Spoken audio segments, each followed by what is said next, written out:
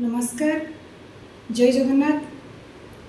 आज आसतु जानिबा अक्टोबर मास 2025 मेष राशि रे किपरि कटियो। ए मासरे बहुत गुड़िए ग्रह राशि परिवर्तन करेंगे। सेमानक मध्यरु रवि आपणकर मास आरंभरू 6 हाउस रे रहउछंती और अक्टोबर 17 तारिख रे रवि तुला राशि तथा आपणकर सप्तम भाव में नीच अवस्था अवस्थान करेंगे। सेपरि शुक्र मास आरंभरू पंचम स्थान रे एवं 9 अक्टोबर रे शुक्र कन्या राशि को चलन करेंगे एवं नीचस्थ हो रे जहाँकि आपणकर राशि ठारू षष्ठ भाव में रही। मंगल सेपरि मास आरंभरू तुला राशि रे सप्तम स्थान रे रहिबे। 27 अक्टोबर रे मंगल तांकर स्वराशि बिछा राशि को चलन करेंगे जहाँकि आपणकर अष्टम स्थान रहिबो। बृहस्पति मध्य ए मास राशि परिवर्तन करुछंती।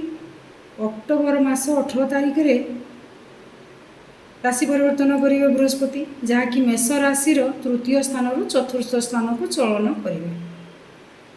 बुध ग्रह आपणक राशि ठारू क्रमागत भाव में षष्ठ सप्तम और अष्टम स्थान रे रहिबे।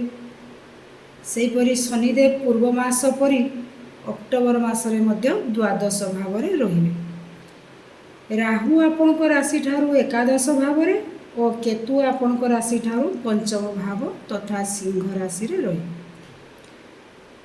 गोचरीय ग्रह स्थिति को विचार को नेले ए मासरे मेष राशि पई एतेटा शुभ फल रहू नाही, तेणु जगी रखी चलिए। धैर्यर सहित प्रत्येक कार्य आपण करने को पड़ो। यही समय धैर्यहरा हो पारती। पारिवारिक अशांति ए मास अधिक देखादेव। शुक्र ए मासरे 9 तारिख ठारू मास शेष पर्यंत अशुभ स्थान रे रहिबे। रवि मध्य नीचस्थ रहिबे सप्तम भाव में, तेणु स्वामी स्त्री भितर डिस्टर्बेंस देखादेव।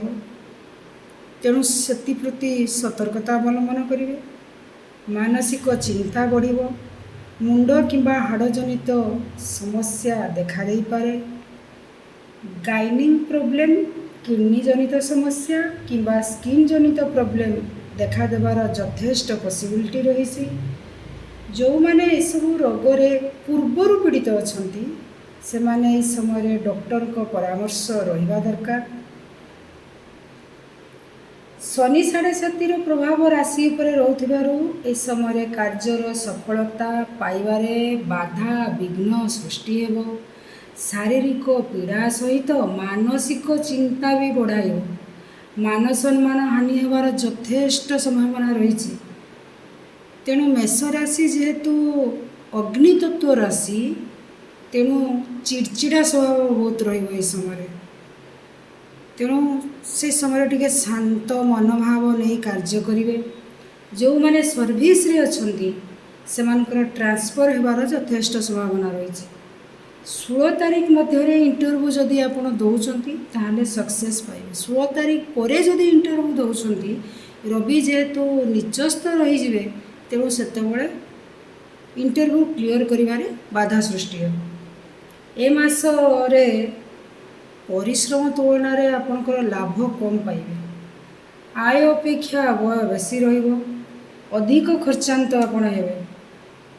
शनिंकर द्वादश भावर स्थिति, तेणु मार्च 29 रे शनि चलन जतबेले करिसेंती आपनकर सेतबेले द्वादश भाव में शनि रहिसेंती मीन राशि रे।